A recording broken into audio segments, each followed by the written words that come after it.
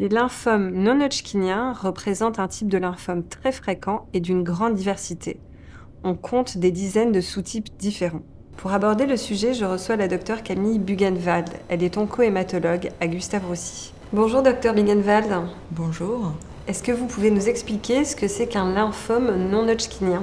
Alors le lymphome non-Hodgkinien est un cancer du lymphocyte. Le lymphocyte, c'est un type de cellule immunitaire. Il y a plein de lymphocytes dans le corps, le lymphocyte T, le lymphocyte B, le lymphocyte NK, et on va identifier le lymphome en fonction du lymphocyte qui est tumoral. Ainsi, si vous avez un lymphome B, votre cellule tumorale va être le lymphocyte B. Et à ce propos, le lymphome B reste le plus fréquent parmi tous les types de lymphomes et on distingue plus d'une vingtaine de types de lymphomes. Quels sont les patients et patientes le plus touchés par les lymphomes non-Hodgkiniens ? Alors, les lymphomes non-Hodgkiniens sont une entité extrêmement hétérogène, comme j'ai expliqué, vu qu'il y a les lymphomes B, les lymphomes T, les lymphomes NK en fonction de la cellule immunitaire tumorale. Et parmi ces sous-types, il y a des classifications encore plus détaillées, mais globalement, l'âge moyen des lymphomes non-Hodgkiniens est aux alentours de 65 ans.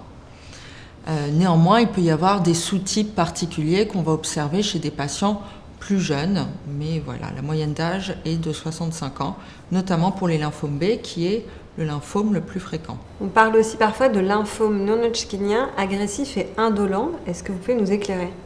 Oui, tout à fait. Parmi les lymphomes non-Hodgkiniens, le plus fréquent, je me répète, c'est le lymphome B. Et parmi les lymphomes B, on distingue les lymphomes B agressifs des lymphomes B indolents.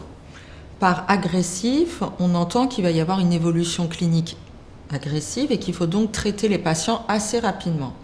Alors que les lymphomes B indolents, il va s'agir d'un cancer qui évolue très lentement et on traitera parfois le patient après des années de surveillance, voire même parfois jamais.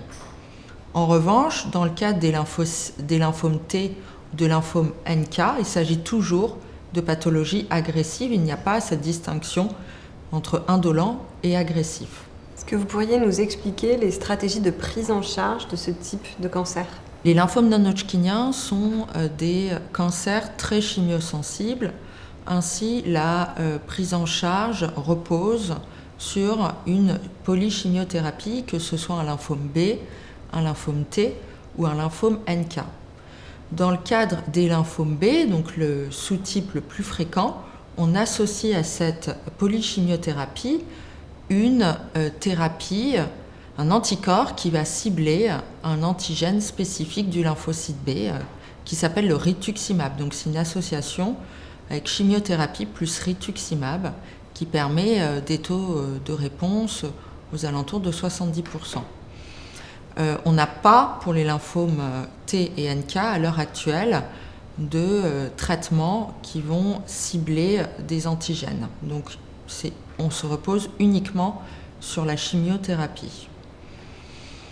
En cas de rechute, la prise en charge est un peu plus complexe. Elle va dépendre du type précis de lymphome non-Hodgkinien et on peut faire soit de la chimio plus intensive, suivi d'une autogreffe de cellules souches, soit on peut faire des traitements un peu plus innovants qui s'appellent les traitements par CAR T-cell. Ce sont des lymphocytes T modifiés. Du coup, est-ce que vous pouvez nous expliquer ce que c'est que le traitement par CAR T-cell ? Le traitement par CAR T-cell peut être proposé aux patients qui ont un lymphome non-Hodgkinien qui rechute et dont le lymphome est peu sensible à la chimiothérapie. Et le principe est de récupérer les lymphocytes du patient et de les modifier génétiquement afin qu'ils s'attaquent aux cellules tumorales. Donc c'est un traitement relativement récent, mais qui a montré des très bons résultats dans les lymphomes non-Hodgkiniens de type B qui sont peu sensibles à la chimiothérapie. Est-ce que vous pouvez nous détailler dans quel cas une simple surveillance est prescrite quelque part pour le suivi des patients et patientes atteints de lymphome ?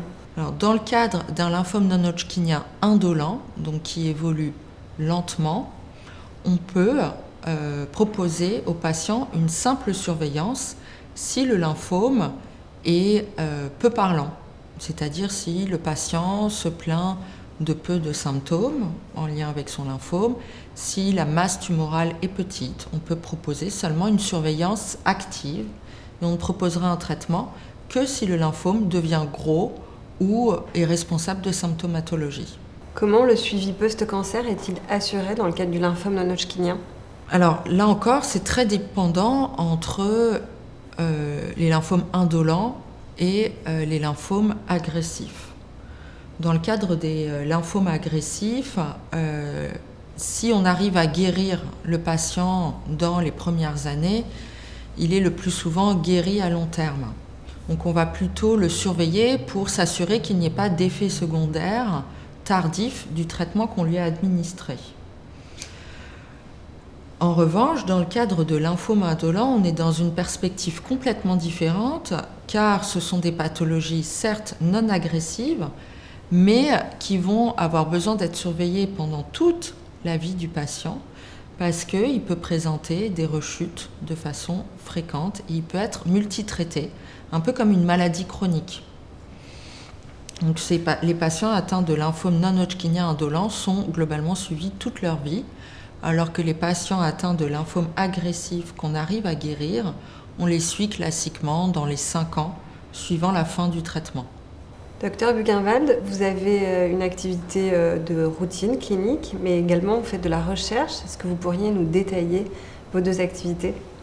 Alors oui, effectivement, je me partage entre la clinique, où je prends en charge essentiellement des patients atteints de lymphome, et notamment je m'occupe des patients qui vont être traités par CAR T-cell. Et je me partage avec mon activité de recherche où je me concentre sur l'exploration des mécanismes de résistance dans le cadre des CAR T-cell. J'ai des journées dédiées à la prise en charge des patients et des journées dédiées à la recherche. Pendant les journées dédiées à la recherche, je vais surtout me concentrer sur l'analyse des résultats avec mon équipe, sur la programmation des expérimentations, avec un objectif évidemment à terme d'essayer d'améliorer l'efficacité des traitements. Donc c'est vraiment très lié, ces 2 activités. La clinique et la recherche, c'est nécessaire que ces 2 activités soient imbriquées pour qu'elles avancent. Merci beaucoup. De rien.